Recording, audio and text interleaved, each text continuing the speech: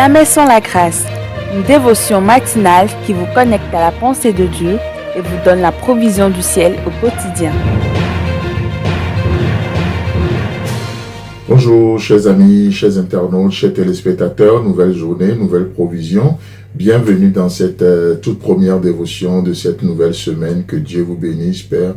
Merci pour la grâce abondante. Merci pour la grâce que tu tiens encore en réserve pour nous, pour cette journée, pour toute situation qui est devant nous encore aujourd'hui. Merci Jésus.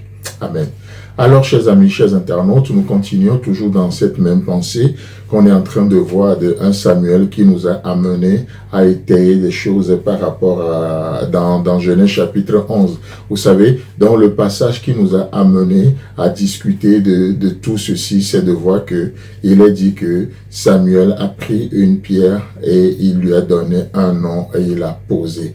Assez intéressant. Et là, nous voyons que dans Genèse chapitre 11 que nous sommes en train de voir, les hommes ont abandonné cette pierre. Au lieu de la pierre, les hommes se sont fait plutôt des briques. Vous savez, au travers de toute l'histoire de la Bible, nous voyons que lorsque ça vient de Dieu, Dieu a toujours demandé de prendre une pierre. Lui-même, il est le rocher des âges. Jésus-Christ est la pierre angulaire. Son église est considérée comme des pierres vivantes. Et vous savez quoi? Et même lorsque ces pierres vivantes ne sont pas remplies de l'Esprit Saint, quand même, c'est aussi des pierres d'achoppement. Mais vous savez, Dieu a toujours pensé en termes de pierre. Il a toujours pensé en termes de pierre. Je nous relis le verset 1 Samuel chapitre 7, le verset 12. Samuel prit une pierre qu'il plaça entre Mispa et Chêne et il appela du nom d'Ébénézer en disant « Jusqu'ici l'Éternel nous a secourus ». Chers amis, chers internautes, chers téléspectateurs, la pierre a toujours été le projet de Dieu. La pierre a toujours été la pensée de Dieu. La pierre a toujours été le concept de Dieu. Mais combien malheureusement, parce que les hommes ont rejeté Dieu, ils rejettent la pierre, ce que Dieu a créé, et les hommes commencent par fabriquer eux-mêmes des briques. Ils commencent par fabriquer des briques, et puisque les briques ne tiennent pas, qu'est-ce que nous voyons? Il faut les cuire, c'est ce que nous voyons dans Genèse chapitre 11, n'est-ce pas? Il dit au verset 3, « Allons, faisons des briques et cuisons-les au feu. » Et du coup, c'est ainsi qu'est né le système des œuvres. Les hommes ne peuvent plus se contenter de ce que Dieu dit, de ce que Dieu fait. Ils vont rajouter, ils commencent par dénaturer. Vous savez pourquoi? Parce que la Bible dit, ayant la démangeaison d'entendre des choses agréables, ils vont se donner une foule de docteurs qui vont les prophétiser des choses dont ils ont envie d'entendre.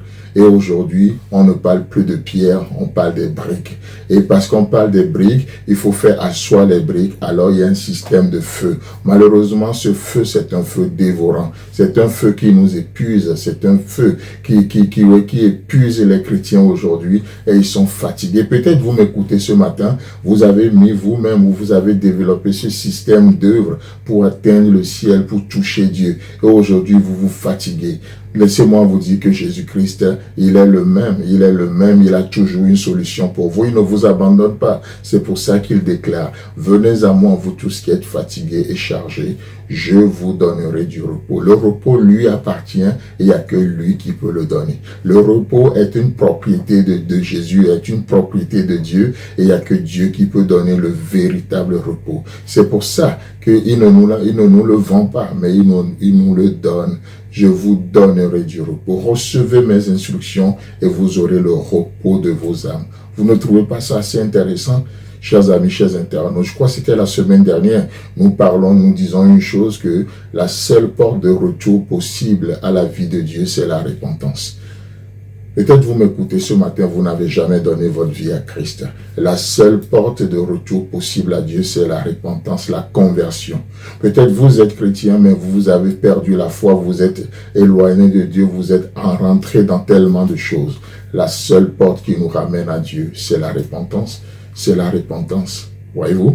Donc, et alors que Dieu avait donné l'ordre de multiplier, d'étendre nos racines, d'aller jusqu'aux extrémités de la terre, pourquoi les hommes construisent-ils ces tours-là?